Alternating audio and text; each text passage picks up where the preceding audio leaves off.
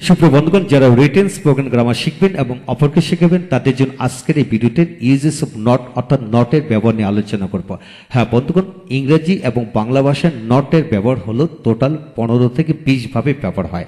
আপনি যদি written spoken grammar রপ্ত করতে চান, অপরকে রপ্ত করাতে চান, আপনাকে অবশ্যই নটের সকল ব্যবহারগুলি জানতেই হবে। তাই আসুন ভিডিওগুলি শেষ পর্যন্ত দেখি, পরিবেশিত বোঝে নেই। হ্যাঁ বন্ধুগণ, আজকের এই ভিডিওটি খান মেথডে complete book of written spoken English grammar এই বই থেকে নেওয়া হয়েছে।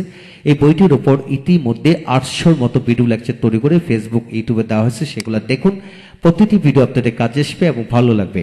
এছাড়া পুরো বইয়ের ভিডিও লেকচার যাদের দরকার তারা অল্প মূল্যে প্যান্ডেবের মাধ্যমে নিতে পারেন, তাই আমাদের সাথে যোগাযোগ করতে পারেন। এখন আসে নট এর ব্যবহারের ওপর। আমরা ইতিমধ্যে 1 থেকে 14টি নিয়ম নিয়ে আলোচনা করেছি 3টি ভিডিওর মাধ্যমে। তাই আজকে আমরা 4 নম্বর ভিডিওতে আলোচনা করব টোটাল 15 নম্বর নিয়ম এবং অতিরিক্ত আরো ব্যতিক্রম ভাবে নট নেগেটিভ টাইপ বাক্য রয়েছে অনেক ধাঁচে, সেগুলা আজকের ভিডিওতে আলোচনা করব। তাই শেষ পর্যন্ত অবশ্যই দেখবেন। লক্ষ্য করেন, এখানে ইনফিনিটিভ পড়বে নট বসিয়ে কিভাবে পড়বেন, যেমন subject verb object not to verb কিভাবে পড়বেন।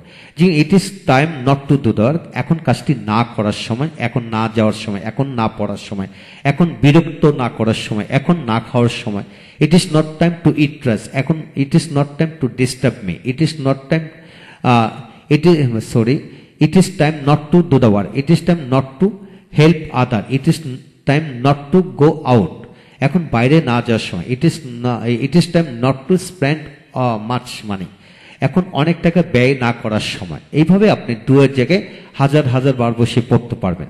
এখন আসেন ইট is time for him not to do the work, এখন তার কাজটি না করার সময়, এখন তার, যখন আপনি সাবজেক্ট উল্লেখ করবেন, এখন তার, এখন আমার, এখন আমাদের, এখন কামালের, জামালের, যে কোনো কিছু যদি সাবজেক্ট ফলো করেন তাহলে ফর হিম, হার, দেন, এইভাবে অর্থাৎ প্রনাউনে অবজেক্টিভ ফর্ম বসবে এবং নাউনে অবজেক্টিভ ফর্ম বসে আপনি বাক্য তৈরি করতে পারবেন। তারপর আসেন 3 number, I want not to do that, আমি চাই কাজটি না করতে, আমি চাই কাজটি না করতে, অথবা আমি কাজটি না করতে চাই, আমি সেখানে না যেতে চাই। কি হবে? I want not to go there, I want not to go there. তারপর 4 number, I decided not to go there, আমি সেখানে না যাওয়ার সিদ্ধান্ত নিয়েছিলাম, আমি সেখানে না যাওয়ার কি সিদ্ধান্ত নিয়েছিলাম। I want you not to do that, আমি চাই তুমি কাজটি না করো, আমি চাই তুমি কাজটি কি না করো, আমি চাই তুমি সেখানে না যাও, আমি চাই তুমি তার সাথে কথা না বলো। I want you not to go there, আমি চাই সেখানে তুমি না যাও। তারপর আসেন 6 number, I am sorry not to help you, আমি তোমাকে সাহায্য না করতে পেরে দুঃখিত, আমি তোমাকে সাহায্য না করতে পেরে কি দুঃখিত।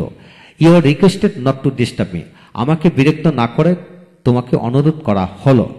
I have an intention not to go there, সেখানে আমার যাওয়ার কোনো ইচ্ছে, সেখানে আমার না যাওয়ার ইচ্ছে আছে। There are many reasons not to go there, there are many reasons not to go, সেখানে না যাওয়ার অনেক কারণ আছে, না যাওয়ার এখানে কারণ আছে।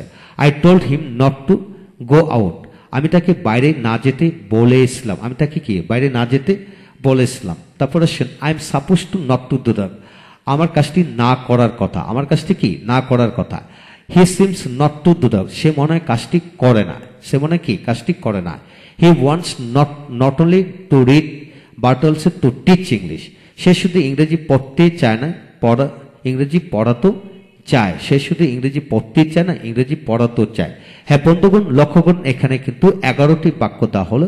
আপনি 11টি দিয়ে যদি ইচ্ছা করেন 11,000 বাক্য বানিয়ে পড়তে পারবেন। কিভাবে পড়বেন? এখানে শুধু আপনি ভার্বটাকে চেঞ্জ করে হাজার হাজার বার বসে ভার্বটাকে চেঞ্জ করে পড়লেই কিন্তু হবে।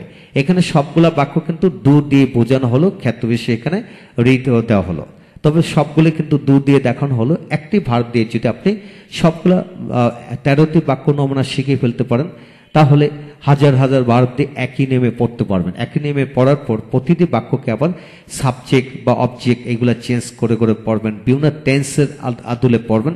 ইনশাল্লাহ সমস্ত জীবনের জন্য পুরো বিষয়টি রপ্ত হয়ে যাবে। ভালো থাকুন। পরবর্তী ভিডিওতে আমরা ব্যতিক্রম ধর্মে মানে নেগেটিভ টাইপ অফ বাক্য এখানে 17টি দেওয়া হলো।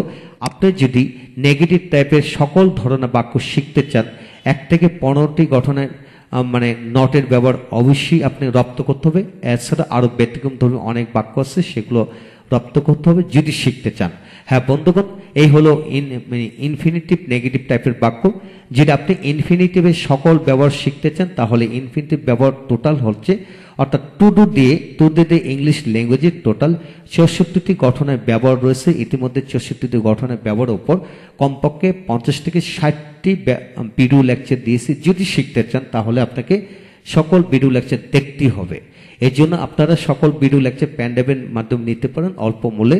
ঘরে বসে শিখুন, এগিয়ে যাবেন ইনশাল্লাহ। ভালো থাকুন। পরবর্তী ভিডিওতে এই অংশটি নিয়ে আমরা আলোচনা করব। হ্যাঁ বন্ধুগণ, এই হলো আজকের বিষয়। শিখতে চাইলে নটের সকল ব্যবহার জানতে হবে। Thank you very much.